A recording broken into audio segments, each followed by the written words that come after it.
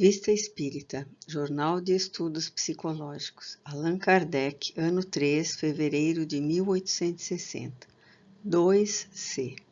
História de um danado. Nota explicativa 13. Ver nota explicativa, página 561. Sociedade, 9 de dezembro de 1859, primeira sessão. O Senhor de la Roche, membro titular, comunica o seguinte fato, que é de seu conhecimento pessoal. Numa pequena casa perto de Castelnaudary, ocorria barulhos estranhos e manifestações diversas que levavam a considerá-la como assombrada por algum mau gênio. Por conta disso, foi exorcizada em 1848 e nela colocaram um grande número de imagens de santos. Então, querendo habitá-la, o Senhor D mandou fazer reparos e retirar as gravuras. Depois de alguns anos, ali morreu subitamente. Seu filho, que a ocupa atualmente, ou pelo menos a ocupava até há pouco, certo dia recebeu, ao entrar no aposento, forte bofetada de mão invisível. Como estivesse completamente só, não duvidou que ela proviesse de uma fonte oculta. Agora, não quer mais ficar lá e vai deixá-la definitivamente. Há na região a tradição segundo a qual um grande crime teria sido cometido naquela casa. Interrogado sobre a possibilidade de evocar o esbofeteador, São Luís respondeu que sim. Chamado, o espírito se manifesta por sinais de violência. O médium é tomado de extrema agitação. 7 ou 8 lápis são quebrados, vários são atirados sobre os assistentes. Uma página é rasgada e coberta de traços insignificantes, feitos com cólera. Todos os esforços para acalmá-lo mostram-se impotentes. Pressionado a responder às perguntas que lhe são dirigidas, escreve com a maior dificuldade um não quase indecifrável. 1. A São Luís. Tereis a bondade de nos dar alguma informação sobre este espírito, já que ele mesmo não pode ou não as quer dar? Resposta. É um espírito da pior espécie, um verdadeiro monstro. Não o fizemos vir, mas nós o fizemos vir, mas não nos foi possível obrigá-lo a escrever, malgrado tudo quanto lhe foi dito.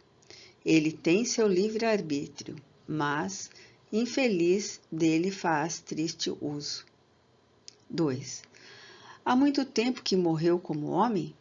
Resposta. Tomai informações. Foi ele que cometeu o crime cuja lenda existe na região. 3. Quem era ele em vida? Resposta. Sabê-lo-eis por vós mesmos. 4. É ele, pois, que assombra a casa atualmente? Resposta. Sem dúvida, pois foi assim que vô-lo fiz chamar a atenção. 5. Os exorcismos praticados não foram capazes de expulsá-lo? Resposta. De modo algum. 6. Ele tem algo a ver com a morte súbita do Sr. D? Resposta. Sim. 7. De que maneira contribuiu para essa morte? Resposta. Pelo pavor. 8. Foi ele quem deu a bofetada no filho do Sr. D? Resposta. Sim. 9. Poderia ter dado outra em qualquer um de nós? Resposta. Mas, certamente, vontade não lhe faltava. 10. Por que não o fez? Resposta. Não lhe foi permitido. 11. Haveria um meio de desalojá-lo daquela casa? Qual seria? Resposta. Se quiserem desembaraçar-se da obsessão de semelhantes espíritos, será fácil, orando por eles. É o que sempre descuram fazer. Preferem apavorá-los com fórmulas de exorcismo que os divertem muito. 12. Dando às pessoas interessadas a ideia de orar por esse espírito e orando nós mesmos por ele, seria possível desalojá-lo? Resposta: sim, mas notai que eu disse orar e não mandar orar. 13. Esse espírito é suscetível de melhora? Resposta: por que não? Não o são todos, este como outros? Contudo, é preciso enfrentar dificuldades, mas, por mais perverso que seja, o bem em retribuição ao mal acabará por tocá-lo. Que orem primeiramente e o evoquem dentro de um mês. Assim podereis julgar da mudança que nele terá operado. 14. Esse espírito é sofredor e infeliz. Podeis descrever o gênero de sofrimentos que ele suporta? Resposta: está convencido de que deverá ficar eternamente na situação em que se encontra. Vê-se constantemente no momento em que praticou o crime. Qualquer outra lembrança lhe foi apagada e interdita qualquer comunicação com outro espírito. Na terra, só pode estar naquela casa, e quando no espaço, nas trevas e na solidão. 15. De onde vinha antes da última encarnação? A que raça pertencia? Resposta: havia tido uma existência entre as tribos mais ferozes e mais selvagens, e precedentemente vinha de um planeta inferior à Terra. 16. Se esse espírito reencarnasse, em que categoria de indivíduos iria encontrar-se? Resposta: vai depender dele e do arrependimento que experimentar. 17. Em sua próxima existência corporal, poderia ser o que se chama de um homem de bem? Resposta: isso seria difícil. O que quer que faça, não poderá evitar uma existência bastante tempestuosa. Observação: a senhora X, médium vidente que assistia à sessão, viu esse espírito no momento em que queriam que escrevesse. Sacudia o braço do médium. Seu aspecto era aterrador.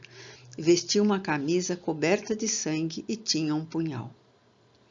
O senhor e a senhora F, que assistiam à sessão como ouvintes, embora ainda não fossem sócios, desde a mesma noite atenderam à recomendação feita em favor do infeliz espírito e oraram por ele. Obtiveram várias comunicações, assim como de suas vítimas. Narrá-la-emos na ordem em que foram recebidas e as que sobre o mesmo assunto foram obtidas na sociedade. Além do interesse ligado a essa dramática história, ressalta o ensinamento que a ninguém escapará. Segunda sessão. Casa do Senhor F. 18. Ao espírito familiar. Podes dizer-nos alguma coisa a respeito do espírito de Castelnaudary? Resposta: evoca-o. 19. Será mal? Resposta: verás. 20. O que devemos fazer? Resposta: não lhe falar se nada tens a dizer-lhe. 21. Se lhe falarmos para compartilhar o seu sofrimento, isso lhe fará bem? Resposta: a compaixão sempre faz bem aos infelizes. 22. Evocação do espírito de Castelnaudary. Resposta: que querem de mim? 23. Nós te chamamos a fim de te sermos úteis. Resposta: ó, vossa piedade me faz bem, porque sofro, ó, como sofro. Que Deus tenha piedade de mim. Perdão, perdão. 24. Nossas preces ser-te-ão salutares? Resposta: sim, orai, orai. 25. Pois bem, oraremos por ti. Resposta: obrigado, tu pelo menos não me amaldiçoas. 26. Por que não quiseste escrever na sociedade quando te chamaram? Resposta: ó maldição. 27. Maldição para quem? Resposta: Para mim, que expio muito cruelmente os crimes nos quais a minha vontade não teve senão uma pequena parte. Observação. Dizendo que sua vontade só tomou uma pequena parte em seus crimes, quer atenuá-los como se soube mais tarde. 28. Se te arrependeres, serás perdoado? Resposta. Oh, jamais. 29. Não desesperes. Resposta. Eternidade de sofrimentos, tal é a minha sorte. 30. Qual é o teu sofrimento? Resposta. O que há de mais horrível, não o podes compreender. 31. Oraram por ti desde ontem à noite? Resposta. Sim, mas sofro ainda mais. 32. Como assim? Resposta. Sei lá. Observação. Esta circunstância será explicada mais tarde. 33. Deve-se fazer algo em relação à casa onde te instalaste? Resposta. Não, não me falem disso. Perdão, meu Deus, já sofri muito. 34. Tens que permanecer lá? Resposta. A isso estou condenado. 35. Será para que tenhas constantemente teus crimes à vista? Resposta. É isso. 36. Não desesperes, tudo pode ser perdoado como o arrependimento. Resposta. Não há perdão para Caim. 37. Mataste, pois, teu irmão? Resposta. Somos todos irmãos. 38. Por que quisestes fazer mal ao Senhor D? Resposta. Chega, por piedade, chega. 39. Então a Deus tem confiança na misericórdia divina. Resposta. Orai. Terceira sessão. 40. Evocação. Resposta. Estou junto de vós. 41. Começas a ter esperança? Resposta. Sim, meu arrependimento é grande. 42. Qual era o teu nome? Resposta. Sabereis mais tarde. 43. Quantos anos sofres? Resposta. 200 anos. 44. Em que época cometeste o crime? Resposta. 1608. 45. Podes repetir as datas para nolas confirmar? Resposta. Inútil. Uma vez é bastante. Adeus. Eu vos falarei amanhã. Uma força me chama. Quarta sessão. 46. Evocação. Resposta. Obrigado, Hugo. Nome de batismo do Sr. F. 47. Queres falar do que se passou em Castelnaudary? Resposta. Não. Fazeis-me sofrer quando falais disso. Não é generoso de vossa parte. 48. Sabes muito bem que se falamos disto é com vistas a poder esclarecer a tua posição e não a agravá-la. Assim fala sem temor, como foste levado a cometer esse crime? Como foste levado a cometer esse crime? Resposta. Um momento de alucinação. 49. Houve premeditação? Resposta. Não. 50. Não pode ser verdade. Teus sofrimentos provam que és mais culpado do que dizes. Já sabes que só pelo arrependimento poderás suavizar a tua sorte, e não pela mentira. Vamos, sê franco. Resposta. Bem, já que é preciso, seja. 51. Foi um homem ou uma mulher que mataste? Resposta. Um homem. 52. Como causaste a morte do Senhor D? Resposta. Apareci-lhe visivelmente e me encontrava de tal forma horrendo que minha simples visão o matou. 53. Fizeste-o de propósito? Resposta: sim. 54. Por quê? Resposta: ele quis me desafiar, e eu ainda faria outro tanto se me visse tentar. Se me viesse tentar. 55. Se eu fosse morar naquela casa, tu me farias mal? Resposta: oh, não, certamente. Tens piedade de mim e me desejas o bem. 56. O senhor D morreu instantaneamente? Resposta: não, foi tomado pelo medo, mas não morreu senão 2 horas depois. 57. Por que te limitastes a dar uma bofetada no senhor D, filho? Resposta: era demais ter matado 2 homens. Sociedade, 16 de dezembro de 1859, quinta sessão. 58. Perguntas dirigidas a São Luís. O espírito que se comunicou com o senhor e a senhora F é realmente o de Castelnaudary? Resposta: sim. Como pôde comunicar-se a eles tão prontamente? Resposta: a sociedade ainda o ignorava. Ele não se havia arrependido. O arrependimento é tudo. 60. São exatas as informações por ele dadas sobre o crime? Resposta: compete verificardes e vos entenderdes com ele. 61.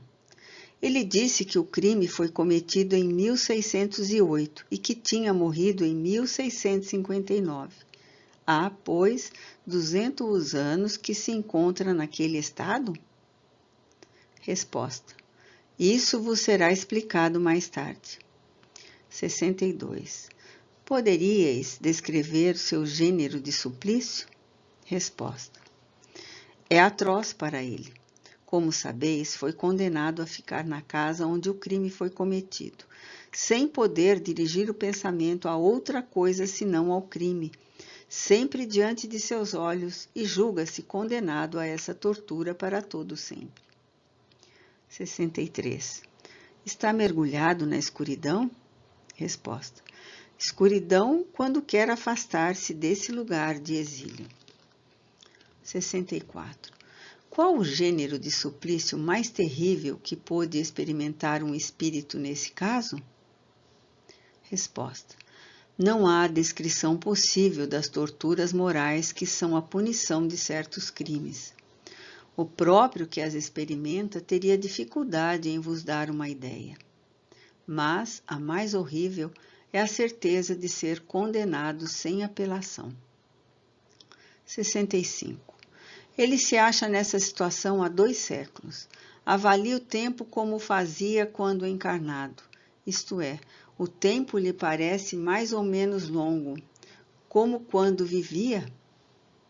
Resposta: parece-lhe antes mais longo. Para ele o sono não existe. 66. Foi-nos dito que para os espíritos o tempo não existia e que para eles um século é um ponto na eternidade. Não é o mesmo para todos? Resposta: certo que não. Só o é para os espíritos chegados a um grau muito elevado de progresso. Para os espíritos inferiores, o tempo é por vezes muito longo, sobretudo quando sofrem. 67. Esse espírito é punido muito severamente pelo crime que cometeu. Ora, disseste-nos que antes desta última existência, ele tinha vivido entre as tribos mais bárbaras. Lá deve ter cometido atos no mínimo tão atrozes quanto o último. Foi punido do mesmo modo? Resposta: foi menos punido, porque, sendo mais ignorante, compreendia menos o alcance. Observação: todas as observações confirmam este fato, eminentemente conforme a justiça de Deus, de que as penas são proporcionais não à natureza da falta, mas ao grau de inteligência do culpado e à possibilidade de compreender o mal que faz. Assim, menos grave em aparência uma falta poderá ser mais severamente punida num homem civilizado que um ato de barbárie no selvagem.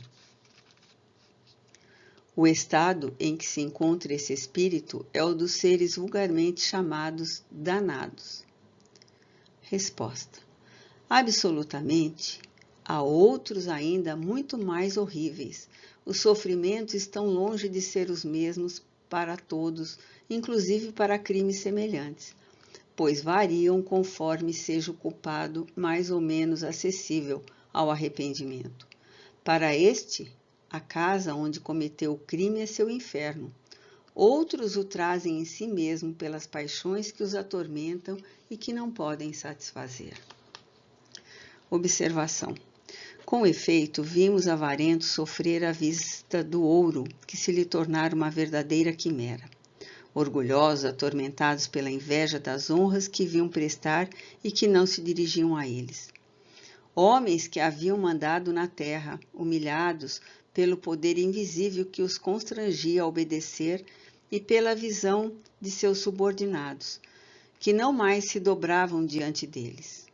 Ateus sofrendo as angústias da incerteza e se achando num isolamento absoluto em meio à imensidade, sem encontrar nenhum ser que os pudesse esclarecer. Se no mundo dos espíritos há alegrias para todas as virtudes, há penas para todas as faltas, e as que não são alcançadas pelas leis dos homens, sempre o são pelas leis de Deus. 69. Apesar de sua inferioridade, esse espírito sente os bons efeitos da prece. Vimos o mesmo da parte de outros espíritos igualmente perversos e da mais bruta natureza. Como é possível a espíritos mais esclarecidos, de inteligência mais desenvolvida, mostrarem completa ausência de sentimento? Sorriem de tudo quanto há de mais sagrado. Numa palavra, de nada se tocarem nem concederem a menor trégua ao seu cinismo?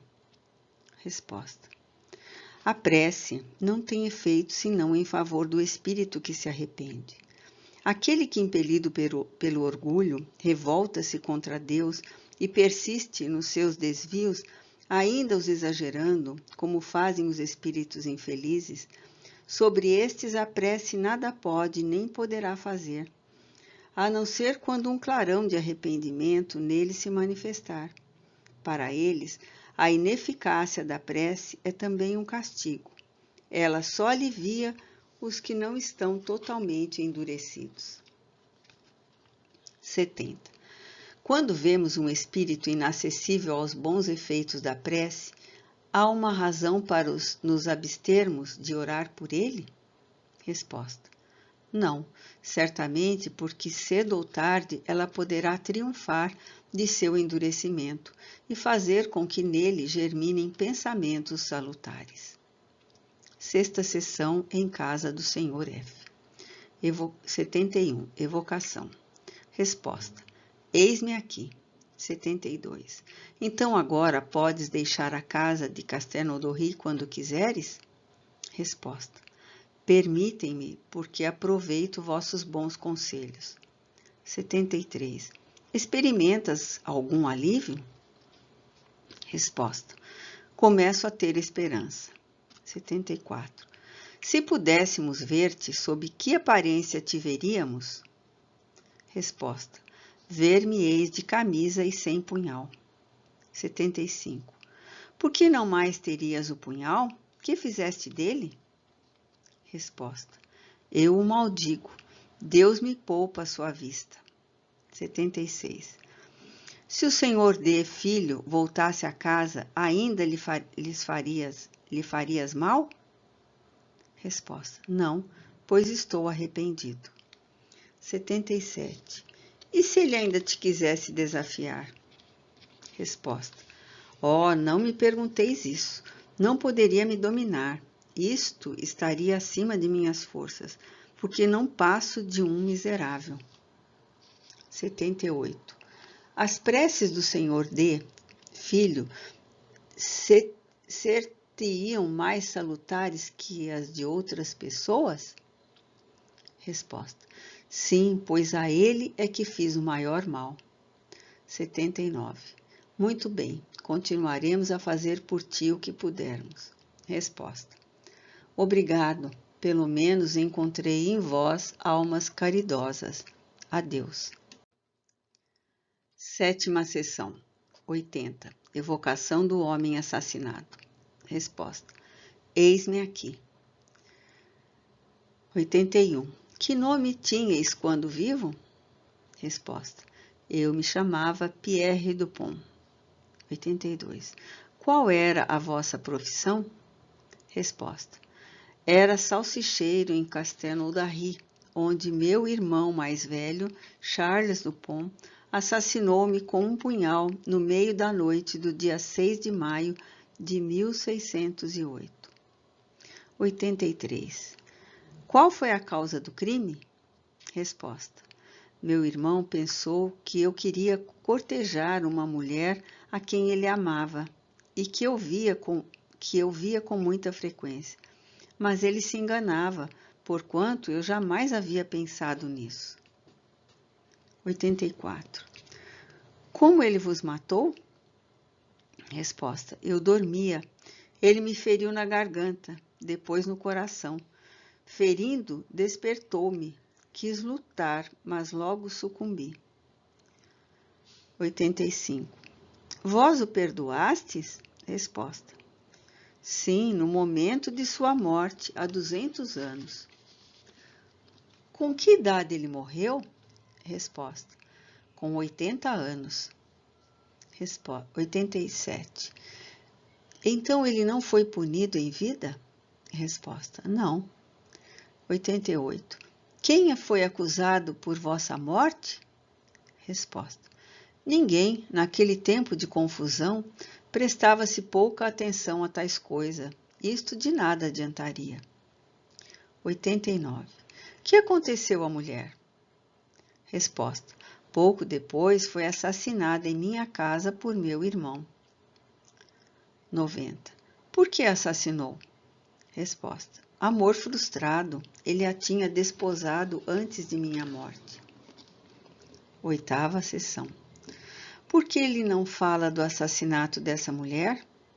Resposta: porque o meu é o pior para ele. 92. Evocação da mulher assassinada. Resposta: eis-me aqui. Que nome tinhais em vida? Resposta: Marguerite Aeder, senhora Dupont. 94. Quanto tempo estivestes casada? Resposta: 5 anos. 95. Pierre nos disse que seu irmão suspeitava de relações criminosas entre vocês dois. Isso é verdade? Resposta: nenhuma relação criminosa existia entre nós. Não acrediteis nisso. 96. Quanto tempo depois da morte do seu irmão Charles ele vos assassinou? Resposta: 2 anos depois. 97. Que motivo o impeliu? Resposta: o ciúme e o desejo de ficar com meu dinheiro. 98.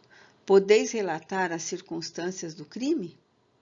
Resposta: ele me agarrou e feriu-me na cabeça, no ateliê de trabalho, com sua faca de salsicheiro. 99. Como é que não foi perseguido? Resposta: para quê?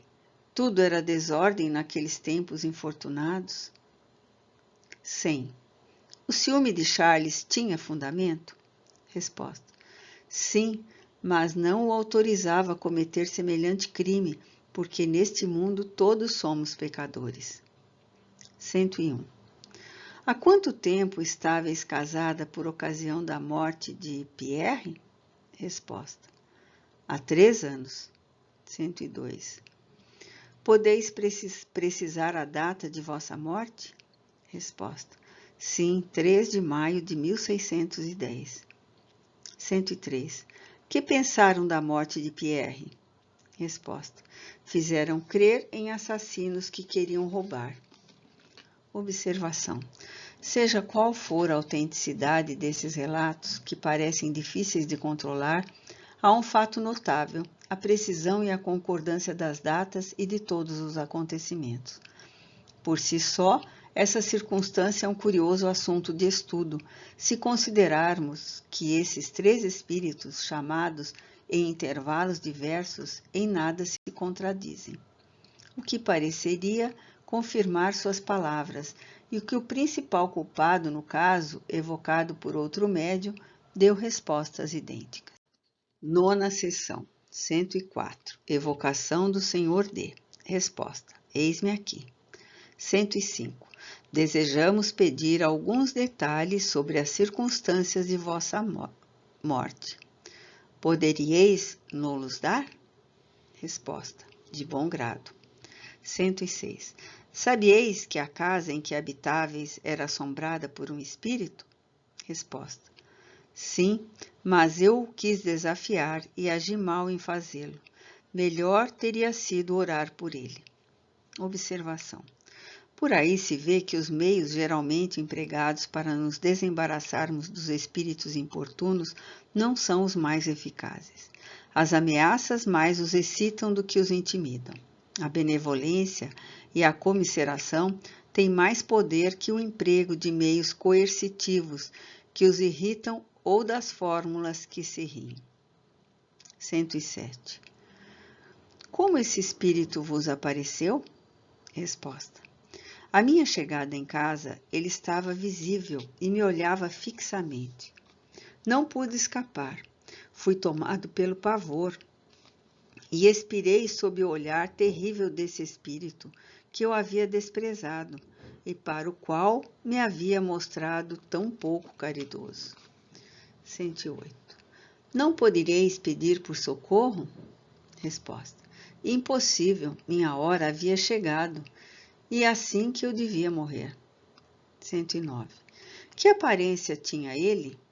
Resposta: de um furioso disposto a me devorar. 110. Sofrestes ao morrer?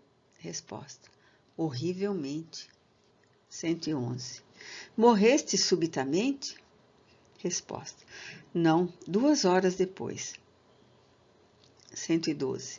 Que reflexões fazíeis sentindo que morríeis? Resposta: não pude refletir, fui tomado de um terror inexprimível. 113. A aparição ficou visível até o fim? Resposta: sim, não deixou um só instante meu pobre espírito. 114. Quando vosso espírito se desprendeu, percebestes a causa de vossa morte? Resposta: não, tudo estava acabado. Só mais tarde compreendi.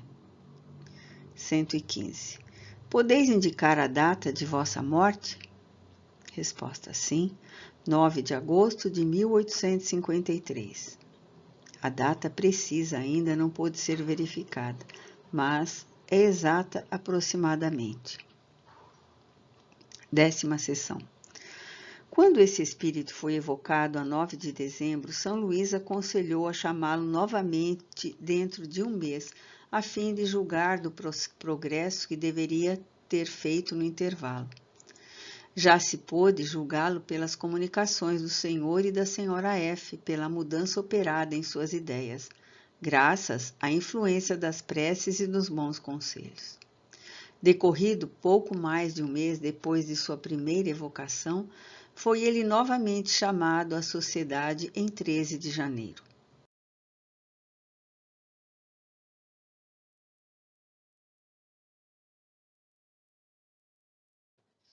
(116) Evocação. Eis-me aqui. 117. Lembrai-vos de ter sido chamado entre nós há cerca de um mês? Resposta: como esqueceria? 118. Por que não pudestes escrever? Resposta: eu não queria. 119. Por que não o queríeis? Resposta: ignorância e embrutecimento. 120. Vossas ideias mudaram desde então? Resposta: muito. Vários dentre vós foram complacentes e oraram por mim. 121. confirmais todas as informações que foram dadas por vós e por vossas vítimas? Resposta: se não a confirmasse, seria dizer que não as dera, e fui eu mesmo que as dei. 122. Entrevedes o fim de vossas penas? Resposta: ainda não. Já é muito mais do que mereço saber que, graças à vossa intercessão, elas não durarão para sempre. 123. Descrevi a situação em que estáveis antes de nossa primeira evocação. Havereis de compreender que vô-lo pedimos para nossa instrução e não como motivo de curiosidade. Resposta: como vós disse, não tinha consciência de nada do mundo senão do meu crime, e não podia deixar a casa onde o cometi, senão para me elevar no espaço onde tudo à minha volta era solidão e obscuridade. Não vos poderia dar uma ideia disto. Jamais o compreendi. Desde que me elevava acima do ar, tudo era negro e vazio. Não sei o que era. Hoje experimento muito mais remorso, mas, como vós provam as comunicações, já não sou constrangido a ficar naquela casa fatal. Permitem-me vagar na terra e procurar esclarecer-me por minhas observações. Agora compreendo melhor a enormidade dos meus crimes. Se por um lado sofro menos, por outro aumentam minhas torturas pelo remorso, mas pelo menos tenho esperança. 124. Se tivesseis que retomar uma existência corpórea, qual escolhereis? Resposta: ainda não vi suficientemente nem refleti bastante para sabê-lo. 125. Encontrais as vossas vítimas? Resposta: que Deus me guarde. Observação: sempre foi dito que a visão das vítimas é um dos tormentos dos culpados. Este ainda não as viu, porque estava no isolamento e nas trevas. Era um castigo. Mas ele teme essa visão e talvez aí esteja o complemento de seu suplício. 126. Durante vosso longo isolamento, e pode-se dizer vosso cativeiro, sentistes remorsos? Resposta: nem um pouco, e é por isso que sofri tanto. Foi somente quando comecei a experimentá-los que, malgrado meu, foram provocadas as circunstâncias que me levaram à minha evocação, qual o devo de minha liberdade. Obrigado, pois, a vós que tivestes piedade de mim e me esclarecestes. Observação: esta evocação não é obra do acaso. Como devia ser útil a esse infeliz, os espíritos que velavam por ele, vendo que começava a compreender a enormidade de seus crimes, julgaram chegado o momento de lhes prestar um socorro eficaz, e então o trouxeram às circunstâncias propícias. É um fato que vimos se produzir muitas vezes. A propósito, perguntaram o que teria sido dele se não pudesse ter sido evocado, como ocorre com todos os espíritos sofredores, que também não o podem ser, e nos quais não se pensa. A isso foi respondido que os caminhos de Deus para a salvação de suas criaturas são inumeráveis. A evocação pode ser um meio de os assistir, mas, por certo, não é o único. Deus não deixa ninguém no esquecimento. Aliás, as preces coletivas também devem exercer sua influência sobre os espíritos acessíveis ao arrependimento.